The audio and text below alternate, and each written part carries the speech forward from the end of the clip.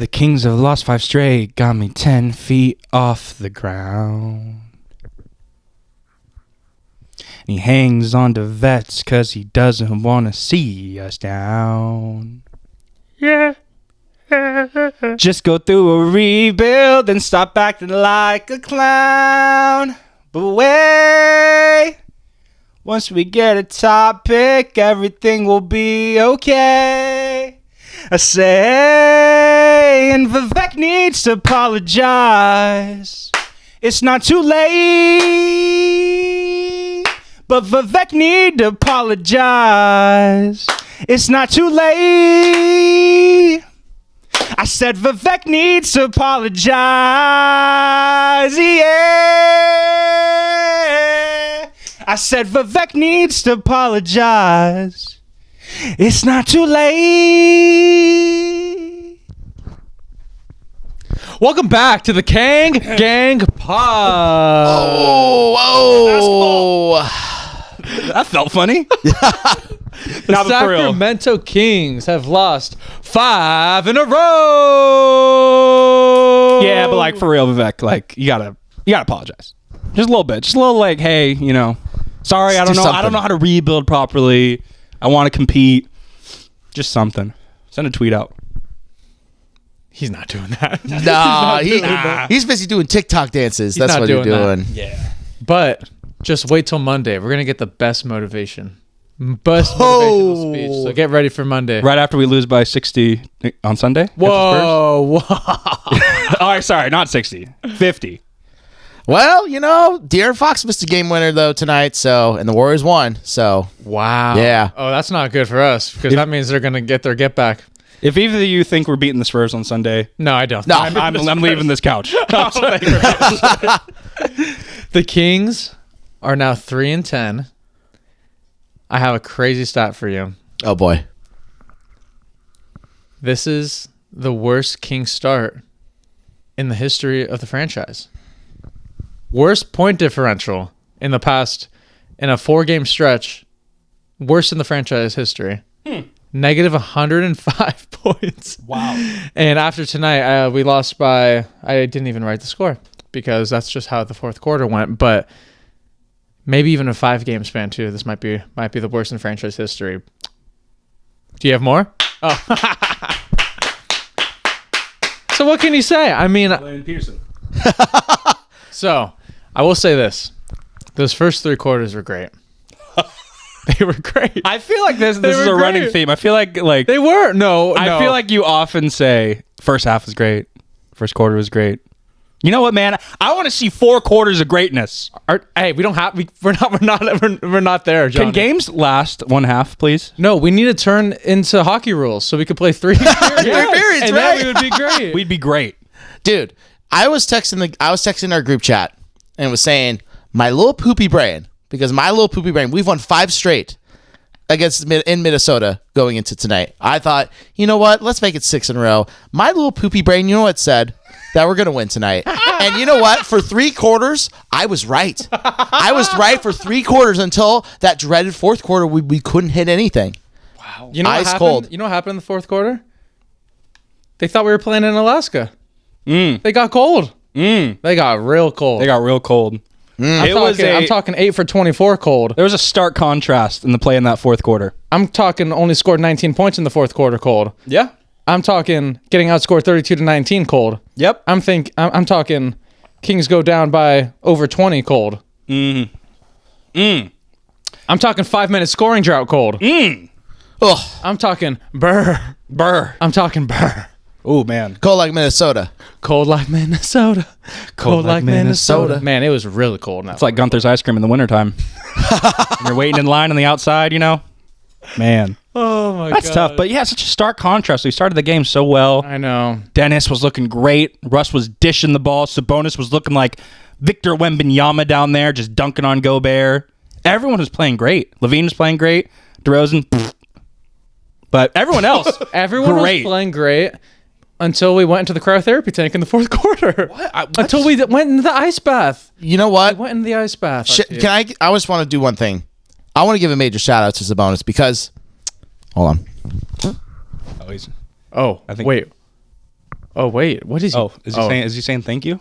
Oh, he's wearing the 2022-2023. Is he saying thank He's you? wearing the 2022-2023. The original number.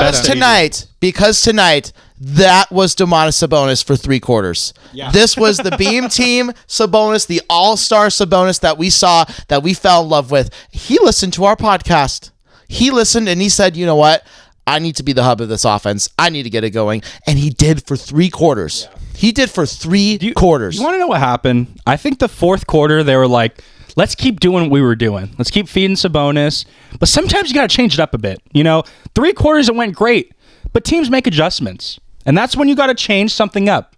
That's when Levine and DeRozan need to step up as a scorers and say, hey, we can't keep relying on Sabonis. After he missed a couple touches down low, you got to change it up a bit because teams change their game plan. And I feel like we never made that switch. We just kept trying to feed Sabonis. We kept trying. I mean, we missed some wide open threes, which contributed to it. But no other star really took control and tried to grasp the offense of this game. We had so many great glimpses in that 3 quarters of what was working, and we just went away from that. We went back to the ISO game. We went back to the sticky offense. Shouts out Tyler on Fortnite, but it was getting sticky. Right. So, I mean... but that's a time when you need one of your ISO scorers to take over, right? When you have guys that are able to go take over, but... That's literally why we brought Sabonis onto our team. Or not Sabonis, DeRozan onto our team. That offense it didn't allow for it. I mean... Yeah, and DeRozan, this is one of his worst games as a King. Well, definitely this season, but when he's playing like that, he can't even get going in the fourth. So this is like his worst game of his career as a King. So. Probably. Levine had Randall on him so many times, and he would ask for a Sabonis screen to get Gobert guarding on him, and he wouldn't do anything with it. Levine would not do anything with it. I mean, come on. If Luka had... we saw when Luka had Gobert guarding him. That's his favorite matchup in the NBA. That's L&L Hawaiian barbecue chicken. What is Levine doing? Like, I know he had 20 tonight at least, but, like, you need to take over in those moments if DeRozan's not. Like, you're 6 years younger than him. Here's the thing that I was a little confused about, because in that first quarter, I said to you guys in the chat, I was like, this was Doug's best rotations that he's done all season, because he made the decision to put Rustin at the starting point guard, and then Schroeder and Monk were the first 2 off the bench, and Schroeder looked great off the bench. He looked way more comfortable because he's been playing off the bench a majority of his career, so this was like what he was used to, so he looked great. And then the second grouping that came in after that, Schroeder and Monk came in for DeRozan and Westbrook, and then Neek and Keon came in for Levine and Precious.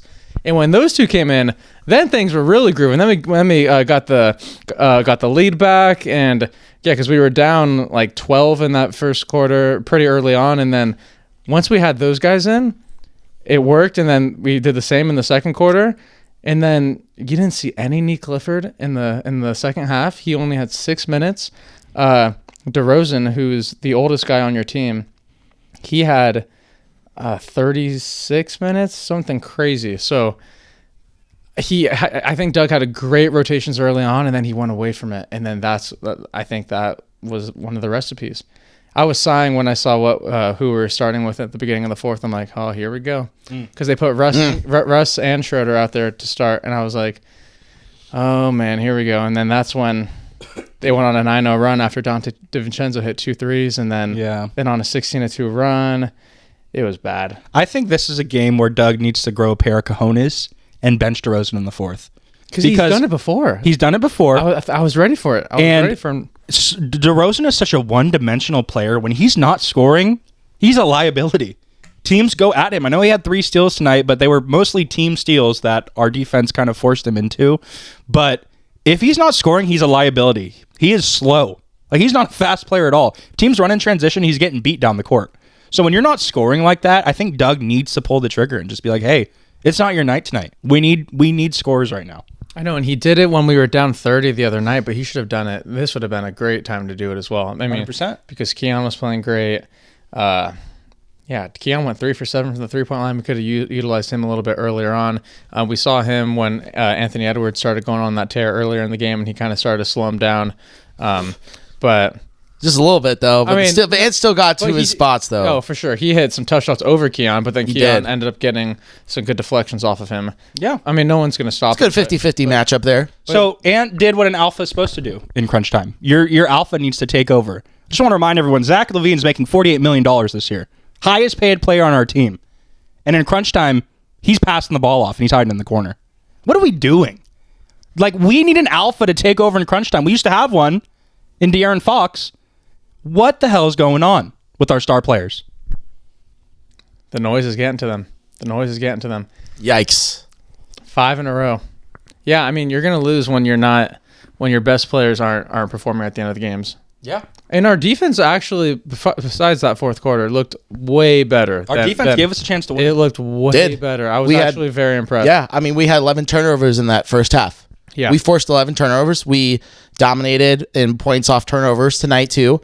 But in that first half, we were distributing the ball well. I want to give a shout out to Deuce because he made a very good point, especially coming back to that first quarter where they were getting paint touches and went swing, where they were just moving the ball. Nick Clifford, Keon Ellis were moving the ball. Malik Monk was distributing. But it doesn't really matter when you have 11, when you force 11 turnovers, and then Minnesota only has 5 turnovers or 7 turnovers. 5 of them, 3 or 2 of them were at the end of the game. So it doesn't change anything. It was just a 90-day difference, and then we commit 10 turnovers in that second half too. So everything that we did in that first half went away in that second half. And I think what the catalyst of what started that was the end of that second quarter where we had a lazy turnover. They scored to tie it up 61. And that was kind of where I was like, oh boy, that was the momentum shifter. And I told the chat, I was like, listen, that's the momentum shifter right there. You cannot let easy, lazy turnovers happen like that. And it happened twice this game. Oh, it's just 2 lazy turnovers, though. Yeah. But they're inbounds turnovers. Oh, the inbounds turnovers. Yeah. The same guy got the steal, too. Yeah. Jaden Clark. I mean, it's inexcusable when you're playing lackadaisical when you're trying to inbound a ball. And that kind of what caused the... Yeah. It's awful. The demise of tonight, even though we kind of bounced back in that third quarter, but that's when they started to get going, too, and we've turned the ball over, you know? Yeah, I mean, that was on Sabonis and LaVine.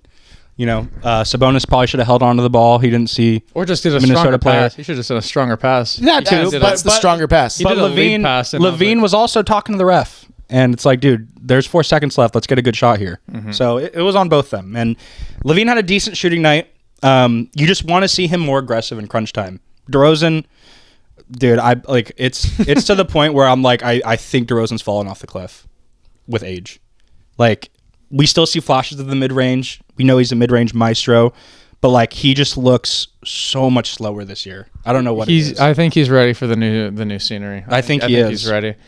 LaVine had a decent scoring night. So I don't want to contribute too much of the loss on him.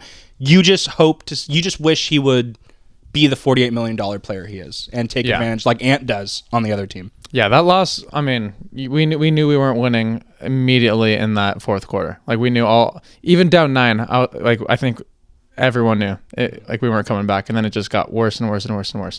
But yeah, the first 3 quarters, I think there was a lot that we learned from the past 4 terrible losses. We came out, I think the players heard what Doug said, and they went out and they're like, all right, let's...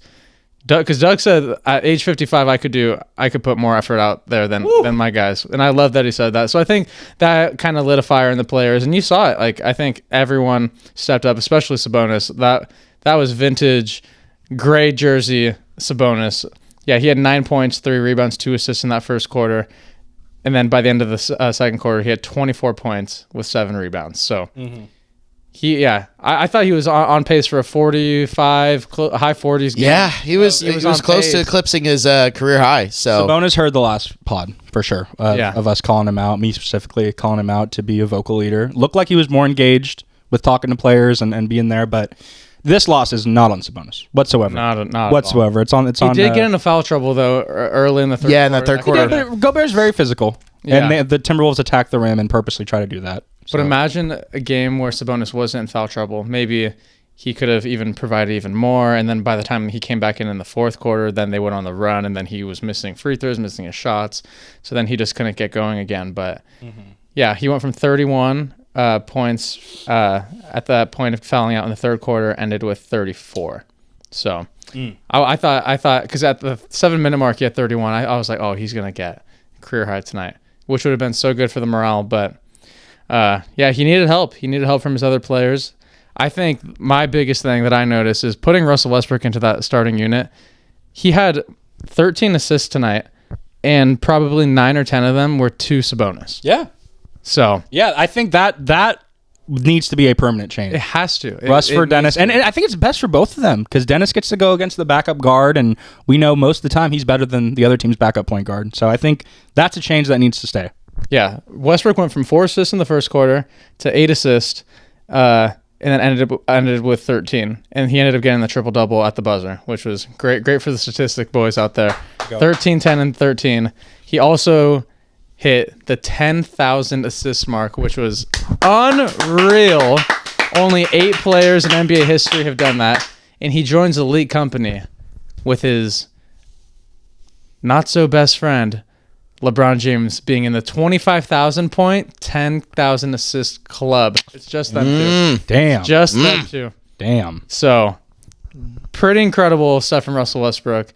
Yeah, I think. He showed fight all night. Yeah, and this is what you want from him. He did have quite a few turnovers tonight, but when you're dishing the ball like he was tonight and Doesn't getting matter. so many rebounds and bringing that energy, he is well deserving of being the starting point guard, not the starting whatever he was in the past with the Kings. I think he needs to be that one because it just opens up everything for everyone. So Absolutely. Best I plus love minus that in our- change. That was a very, very necessary change. It took game 13 for them to do that. This is like our 12th different starting lineup, but I think this might be my favorite so far.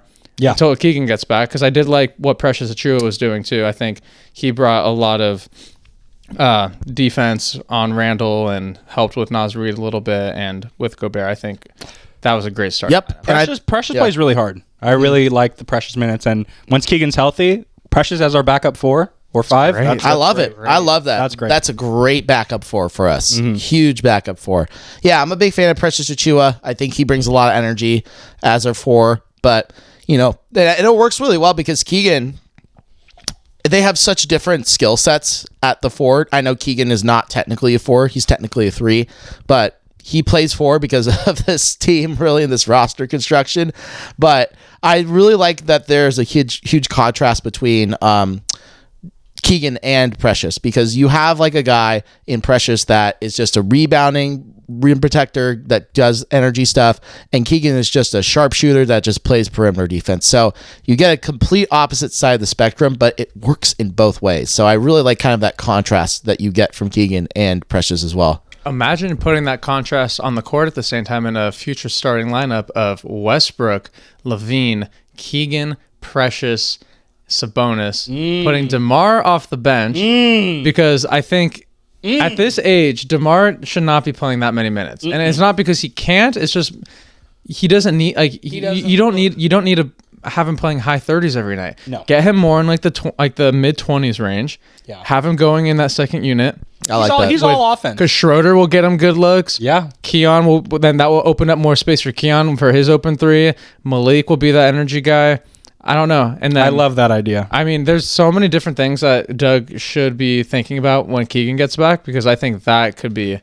You want to know something too? I think DeRozan hinders Levine greatly, because I feel like Levine tries to find DeRozan too much on offense, and he's not able to fully be himself every single game. So I love that change. I love replacing DeRozan with Keegan in the lineup and having him next to Precious, because Keegan will thrive at the 3, which is his more natural position, and DeRozan can do what he does best: get on offense, get buckets, but with a better defensive unit. No, I think that would be. I hope Doug is thinking about that, because I think they haven't even given a Keegan update yet. Like, we have no idea how much longer we have to wait until Keegan gets back. But Yeah. Can we call Kaiser or something? Like, we call one of their. Just Someone, my- I wish Kaiser was there for us. my double jointed thumb is ready for Keegan. At any Ooh. moment. Okay. I You're would gonna trade in. ready to thumb Keegan? Okay, Is that what? Oh, it's ready. I mean, it's. you're ready to. You're ready to give Keegan the thumb? I think I'll probably give him a good jolt.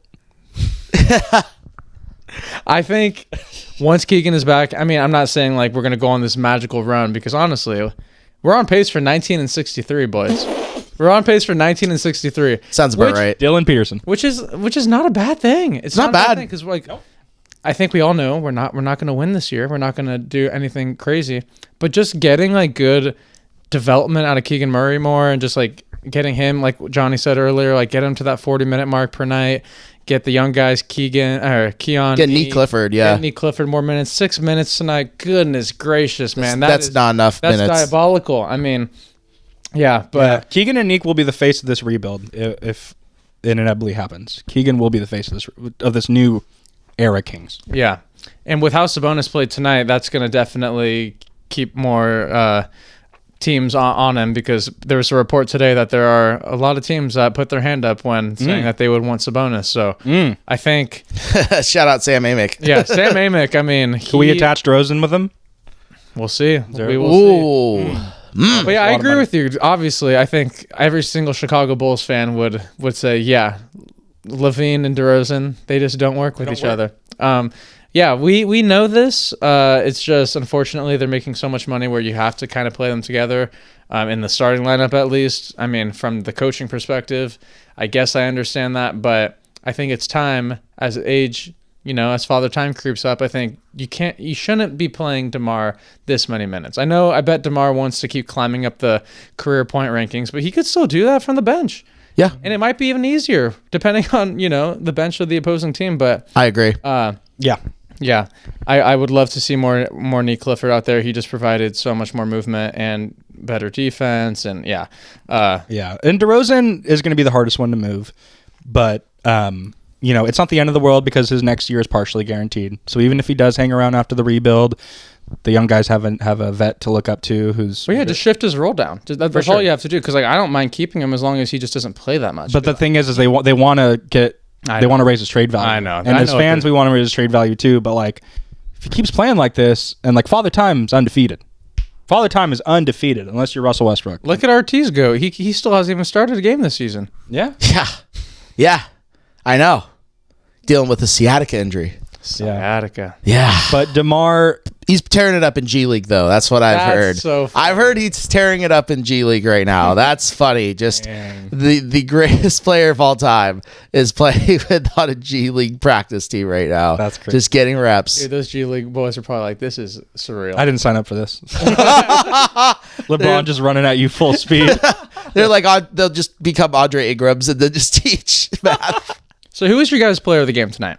I mean, I think the answer is obvious. My answer is obvious. It's to Sabonis. I'm glad he needed this game, even though it could have been way more. And I bet he was like, how did I only end up with 34? But that aside, I think he had a great game. I think so too. I think yeah. Russell Westbrook as well could be up there. I think just what he provided.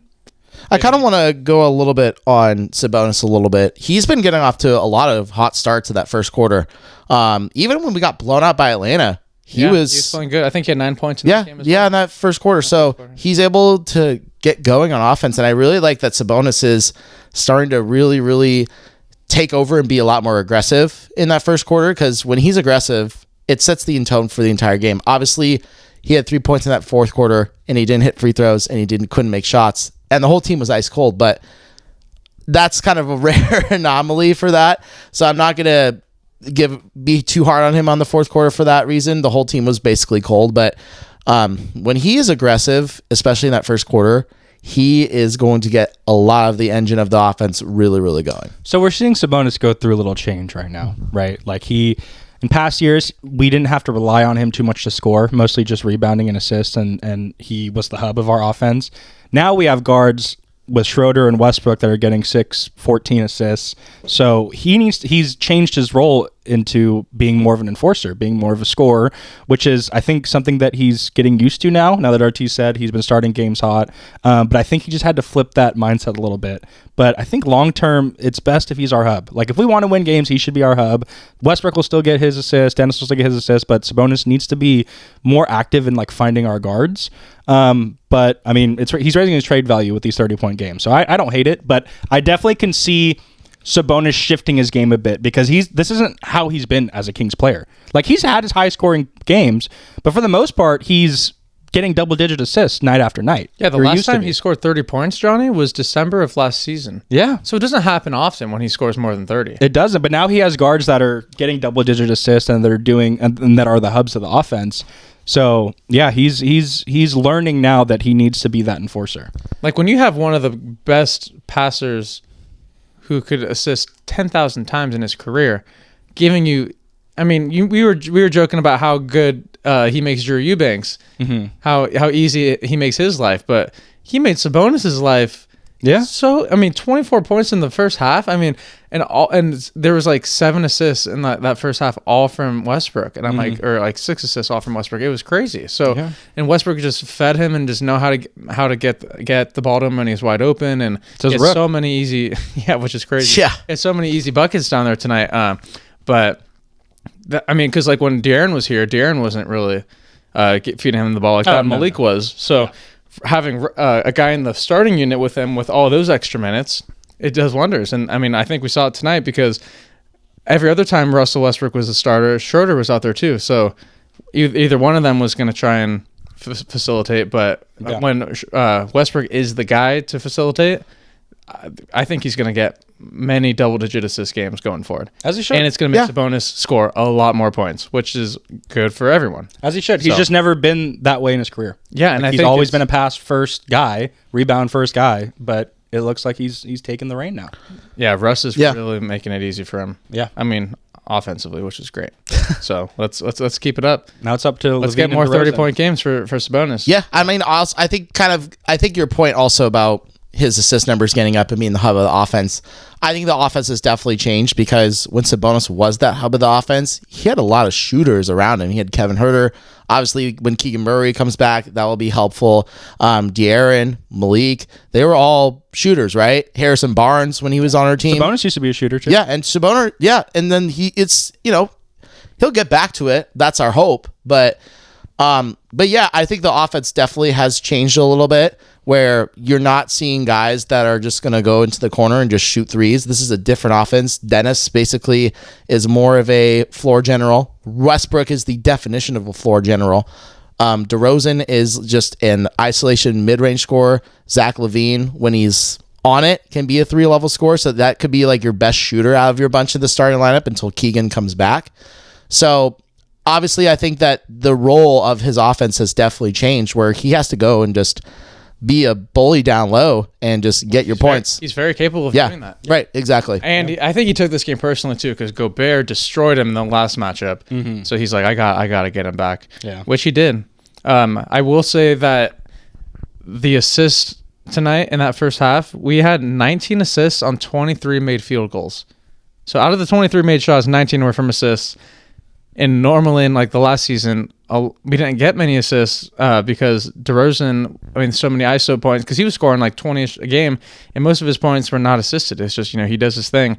So when the ball was moving, it was so great. And then I don't know what we ended with, but going from 19, and we had a lot in the third quarter too. And then in that fourth quarter, I don't think we probably had under 3 or 4 assists to end the game. So that's the storyline right there. When you're not swinging the ball, when it just I mean that's how you go in a 5-minute scoring drought right there. Yep, that's the story right there. Yeah, we look lost in that fourth quarter for sure. That's the story, and I think that again we also turned the ball over when we tried to distribute the ball. We had 5 turnovers in that first half, and then we finished with 15. 10 turnovers in that second half is unacceptable. That can't happen. That cannot happen. And that 5th turnover was from the end of that second quarter too. So honestly, we should have had 4 turnovers going into that half, and then everything snowballed down from there. So I just think that a lot of that recipe for disaster was not taking care of the ball in that second half, and that's how good teams beat up on you. Timberwolves were then they started making all of their threes in the fourth quarter when we were having all of our turnovers. So we were winning the points off turnover battle, and then they evened it out. Yeah. So I'm under the mindset where great teams, the Thunder, they play great for 48 minutes. We're not a great team. Not at all. Where what we did though is give us a chance to win, right? We gave us a chance to win in the end. And for teams like us, you give your team a chance to win at the end, and then you rely on your star players. And I think that's where we lost the game. We gave our team a chance to win at the end, and then that's when you got to look at your $48 million player and say, hey, we are on your back the rest of this game. We've did all we can. Some things aren't going to work anymore. Like, we need you to just take control, take over, get to the rim. And our star players let us down. Our top scorers let us down tonight. That's a good point. Yeah, that fourth quarter, it was not fun for anyone involved, but very fun for the ones at Target Center. All right, moving on to the next game. How are we going to handle going up against De'Aaron Fox, Stephon Castle, and the one, the only Victor Wembanyama? RT, if you're game planning for Victor, you've seen some teams figure it out. Phoenix did a great job of defending them. That he had 9 points against Phoenix. I don't know how they did it, but they really found a way to contain Victor. The Kings are one of the worst defenses in the NBA. I bet you Victor, they just lost to to the Warriors tonight. They're going to be upset. So they obviously are a good team right now, and they want that bounce back win. They're going up against the worst defense. As the worst defense, RT, what do you tell them to stop one of the most incredible athletes that we've ever seen in our entire generation? How do you stop him, RT? Here's how you stop him. And then on top of that, it's a revenge game for De'Aaron. And on top of that, the guy that we could have gotten for the De'Aaron trade is the rookie of the year last year, who just got a triple-double on the previous night, who's been playing so incredible. So you don't not only have to stop them three, and then Harrison Barnes can be like, oh yeah, these guys didn't want me either. They wanted DeMar. And then Harrison Barnes can slow step. And then Devin Vassell. You know what the game plan is? You go to church, you get on your knees, and you pray to the Lord Jesus Christ. Yeah, that's the game plan. And you say, please, can we do something? That was my game plan. Is you basically pray, right? But I'll give you I gotta say one more thing. Can I give you a definitive answer first? I'm scared just talking about this game. I'm scared. My definitive answer, and we saw this tonight, when Anthony Edwards couldn't get going in that first half, we blitzed Anthony Edwards. We never really blitzed a player. Yeah, I saw the blitz tonight. We saw the blitz tonight, and we made other guys beat him. And that's what you have to take when you have to have a star player like Victor Wembanyama that has so much attention. You just need to, if he's coming up and he's bringing the ball up, you have to immediately blitz him, and you have to let other people beat you, like Keldon Johnson and Devin Vassell. If they beat you, so be it, right? But if they don't and just allow him to be in a one-on-one situation against Sabonis, if they allow a switch on DeMar DeRozan, oh my God! This might be I might cry. This might be one of our worst matchups. And then you have Luke Cornett, dude. You have Luke Cornett. Don't sleep on that perimeter. And then Julian Champagny. He's a Kings killer. He is a definition of. Oh, dude, there's so many. But my question was, imagine all of them, all of those guys going off, and then Harrison Barnes does the slow step. You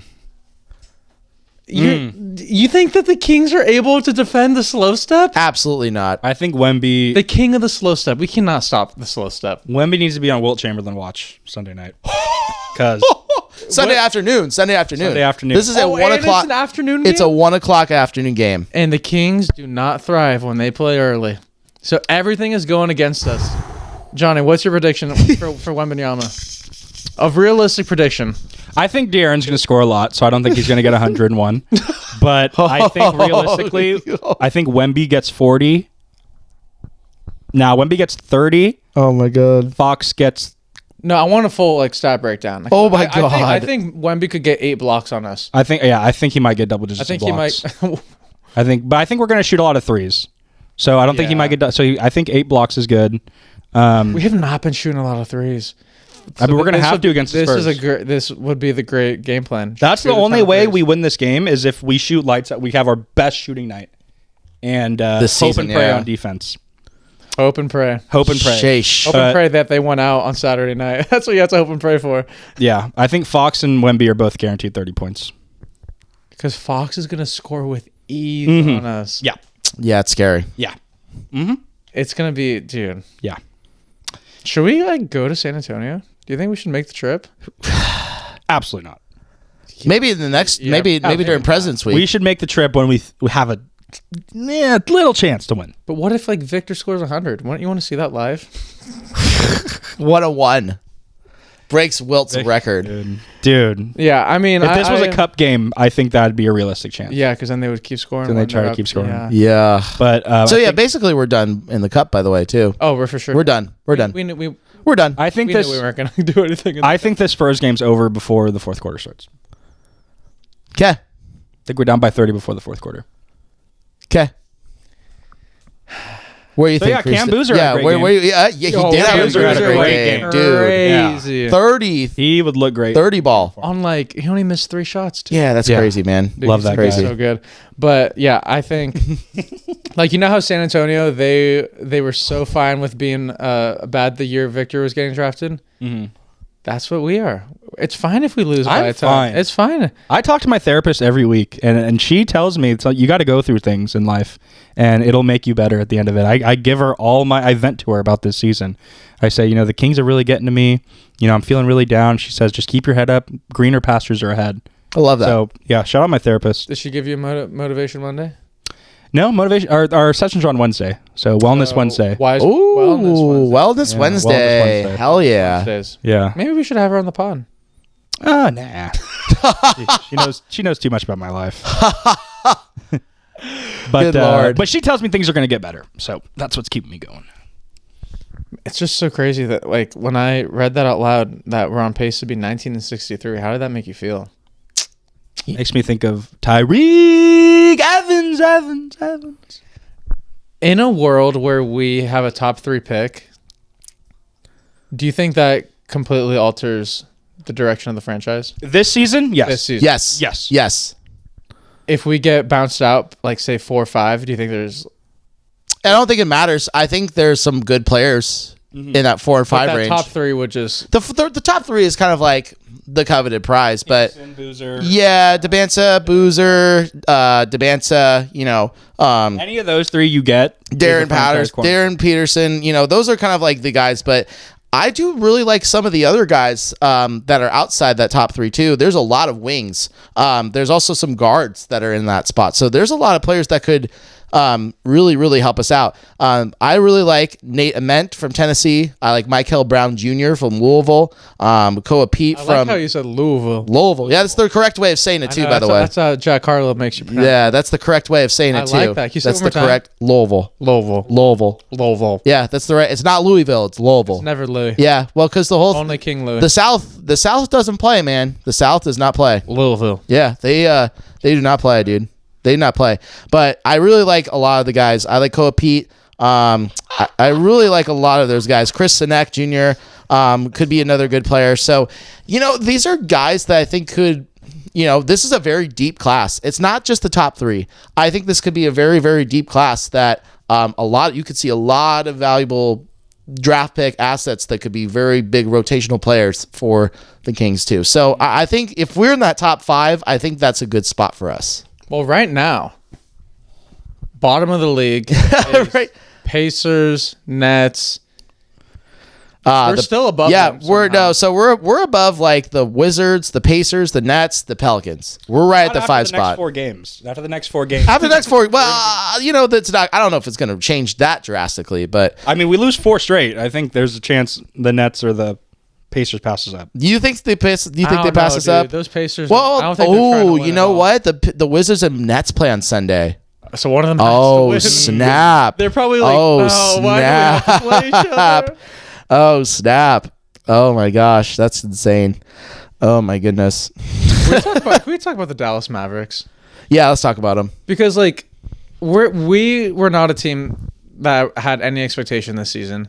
They were a team that did. Because Nico Harrison said, just wait. Time will tell. Defense wins championships. And watching them before recording this episode, I would much rather be in the position that we are than them. Yeah, And- I said in our season predictions that the Mavs are a team to sleep on, and boy, do I look like an idiot. Hey, dude. No, because like ESP, I think I might have agreed with you because I thought, I mean, fully healthy, that should have been a good team. But I believe I was on the opposite side of you guys too, because I was like either Dallas or Memphis falls out of that play-in spot. Oh, I think Because you we did were say talking that. about that. Because I was like, I dude, think I said Kyrie's. Memphis. I thought kind of out of those guys. Like I asked you a question, I was like, man, it's either Dallas or Memphis. I think that falls out, and right now it's Dallas. dude, I feel so. I mean, I've been listening to some Locked On Mavs because their fan base is just really, really going through it. Like they were going through it with Luka, obviously, but now it's like getting to the point where they're talking about AD trade talks, and it's Dude, that's like, so insane, and man. it's like they only had 15 games of AD, and they're like actually looking to trade Anthony Davis, That's ridiculous. and AD's value right now is so low where it's like whatever they get for AD, they're gonna say we traded Luka to get this. And whatever they get is going to be worse than what they got in the original package. Dude. So the Mavs fans are just so down right now, and Yeah. They have a lot of money tied up in some players. they're So- and they're in like the first or second apron where their trade assets. It's really difficult for them to make any like solid moves. Dude, how do you trade Klay Thompson? Yeah. Yeah, that's How do you do that's that? Another story. How do you and do then- that? How I mean, do you, the AD injury screwed them. how do you Trade trade up- D'Angelo Russell? How do you trade? God, who's another guy that's just been absolutely just. I mean, and then Kyrie Irving. Kyrie obviously Irving, makes yeah. a lot of money, and he's injured. It's just, man. So They do have Cooper Flag, though, which is, he's going to be a star player in this league. So that's someone you can rebuild around after a rebuild. So it's not like they have to hope for a draft pick. They already have a young guy.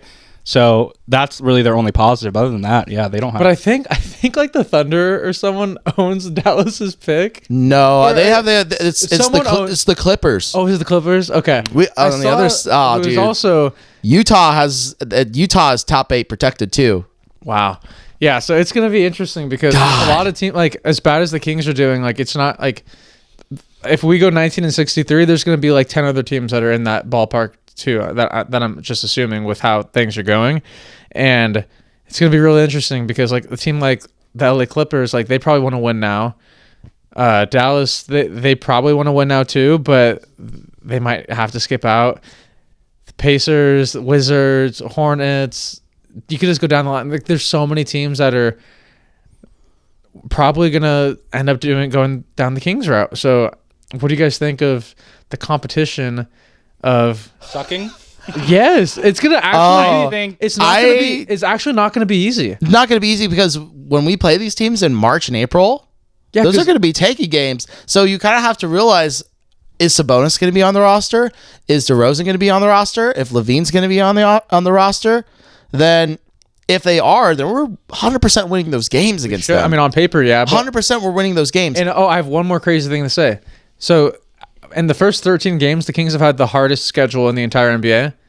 And then after this, I think after the month of November, we have the 5th easiest. Right, so that's my point. So that's where it's like, yeah, we all knew it was going to be super, super difficult. It was flip-flopped from last season to this season with how the schedule worked out. So all of our really tough matchups are in the beginning of the season. But say they do catch up on some wins, then it might. I know all the Kings fans that are really praying for a tank. They may not get it. It might not go the way we want. So it's just like we have to kind of prepare for anything. I think in the West we'll be fine. I think the Mavs have too many untradeable assets to lose games. I think they're going to try to compete for a play-in at some point, go on a winning streak here soon.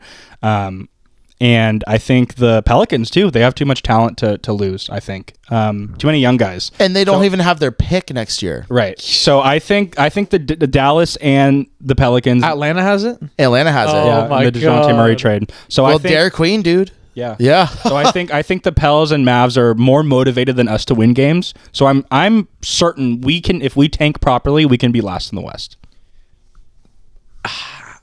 And you know what's crazy? Because I think if you look at the standings, what are we, 13th? I think we're But like we're only like a 14th. we're only I tied- think tied for 14th yeah, with the tied for Dallas. 13th, But right? we're like a game or two back from the 10th. So it's like, I know it's obviously early, but Game and a half. Nope. No, I might- see what you're saying. the Kings might, I mean, No, they might though. don't.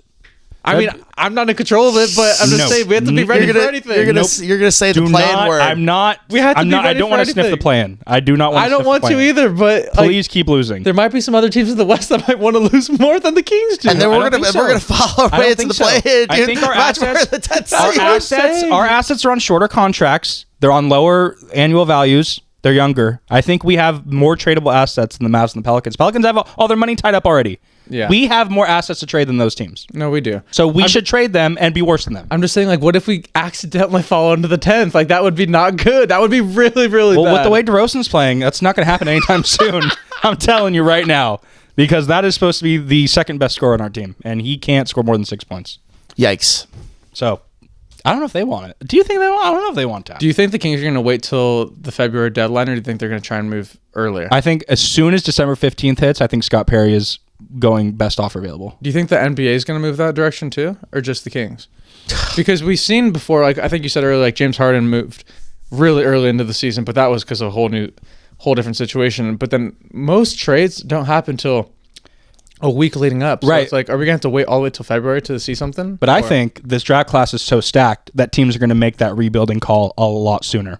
That's my prediction. I think trade season is going to start very early this year because of how stacked this draft is. I think teams are going to make the call to want to rebuild because they don't like how the season started. And it just happens we have a lot of tradable assets. And especially since in this 13-game sample size, there's teams that are barely cracking 3 wins right now. Mm-hmm. It's so hard to climb out of that. So we're fine. We are on track. It looks like we can be the last place in the Western Conference. The East is what scares me because the Wizards are awful, Pacers are awful, and Nets are awful. RT, can you pull up the November schedule and see where? Yes. Because I forgot what we predicted of how many wins we're going to get in November, but I'm just curious to see. You want to see the rest of the schedule? Well, the rest of the schedule and how many we've won in the beginning of the schedule. So we've won. Have we just won 1 in November? No, we won 2 in November because the Okay. Bucks game was in November. So we won 2 in November. So I think we predicted like 4, right? Mm-hmm. Weren't we saying 4? 4. So it could happen. Could happen. We weren't asking for much. I know. Because we play the Spurs next, then the Thunder, then the Grizzlies, So no, then the maybe. Nuggets, No. then the Timberwolves at home, No. Suns at home, No. Suns have been playing. and then we play the Jazz on the road on Friday, Okay, so there could potentially be 3 wins. and then the Grizzlies at home. Oh, So okay. so there could be 4. There could be 4 wins. Yeah. More. Mm-hmm. But I don't know. Yeah, I don't know either. So Looking good, Cotton. do you think Keegan will come back December? Or do you think maybe at this point they're like, don't rush to get back? Or do you think they are rushing him to get back? Because the way Doug is talking is like he's trying to rewrite the ship. Like this is his year to prove that he could get wins underneath this roster somehow. They're probably not rushing him just because he's such a long-term asset now that he signed. Yeah, maybe. But the fact that we haven't even gotten an update on him is a sign Not that even they're one. not rushing him. So, But also like with the vibes of the arena, do you think maybe the organization is like saying like, you got like Doug, you're on the hot seat. You got to win some games or else. I don't think so. Okay. I'm Because- hoping. Yeah, I I'm mean- hoping that that's not the case. I'm hoping too. They should be telling Doug, yo, like we're going to be going Doug, through this Doug, soon. Good job. Like, I good know, I know job. it's stressful, but Thank you. on the low, Thank they're you. probably doing this. They're probably like saying like, man, that was a really tough game, but they probably do one of these, like a low high five. Right. Like maybe like, Or just like, like you just do like the sneak fist bump, like this kind of like right here, where you're Yeah. just like talking and then you just like sneakily just fist bump somebody. Yeah. like where the cameras can't see you, just sneak yeah, one just in. like, Yeah. exactly. Or you just like when somebody's like crashing out and then you're like sneakily on the side, like was rooting for against them and like somebody else was, and you're just like, all right, Exactly. hey, Yeah. just a little Yeah. of this, you know? Yeah, like he gives him a hug. He's like, "Oh, I'm here for you, Doug." And Scott Perry's just smiling. He's doing like One a of little, those things. he's doing a wink at the camera, like, One of those things. Yeah. Scott's like, I'm gonna rewrite the shit. But I think Doug wants that too.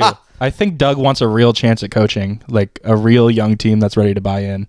Yeah, I think he's ready for that. He deserves it. I think he deserves to have a team that's like gonna ride or die for Doug. Absolutely. Because I don't think these guys are ride or die for him right now. Everything is aligning for this team to go through rebuild. Yeah. Everything is aligning. We just got to stay with it. I just want competitive losses throughout the rest of the season, just so that the games are still watchable. Because unwatchable games are not fun for anyone. But Nope. if we could go 3 quarters, play good, and then lose in the 4th, but you know what? And if we get a win, we're not still gonna celebrate. we're not apologizing for wins. we'll still celebrate because We'll turn this on. It'll be painful, but we'll still celebrate. November's been my cheapest energy bill all year round. Honestly, it's probably for the whole city of Sacramento too. Oh, Energy for- Well, you know what? With the rain, probably you kind of have to do like AC and all that stuff. Energy bill went down. Season tickets went up. If they keep going up, I'm gonna have.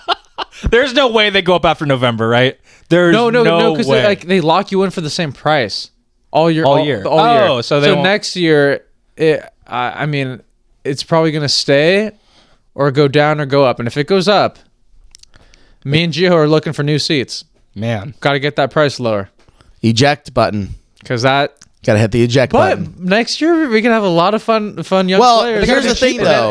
Yeah. But the thing is, though, if you get a number 1 pick, Oh, dude. that's forever. yeah. Even if the prices jack up, you're just gonna be like, you know what? I'll still stay. Everything is pointing in the direction that the Kings will finally land. I think the last time it was 1989. 1989. Yep. Our LeBron. So what is that? 11 plus 26, 37 years. Imagine the headlines. After 37 years, the Sacramento Kings finally land the first round pick. Will they get the pick right? We are due. I think we're due. We are due. We're so due. Okay. Please, if you go through the teams, Washington, Pelicans, if the Pacers get it, that would piss me off. Mavericks. I mean, Mavericks would piss me off. Mavericks are going to try to win Mavericks games. I'm can't telling you back guys. to- can't back to Mavericks back. can't back down. They're going to try to get a play-in spot. I Too think many vets everything is pointing that this toward it. city has gone through, the beam at the end of the tunnel is that number 1 pick. Yeah. What day is it today? November It's November 13th. November 13th. Yeah, no, Friday 14th. My bad. That was yesterday. Friday the Friday 14th. the 14th. We will remember that we predicted that a 37-year first-round pick drought will end, and that's how we're ending the podcast. So if you made it this far, hit the subscribe button. Thank you so much for watching. 5-game losing streak. If you're watching us, I don't want to quote DeSimone and call you guys basketball sickos, but there's no better term. So thank you guys so much for watching. We love you. Shout out Cam And- Boozer. Yes, and when we play San Antonio and OKC, that losing streak will go to 6 and 7 games. 6-7. Wow. All right, we got it. Yeah, we had to end it right there. All right.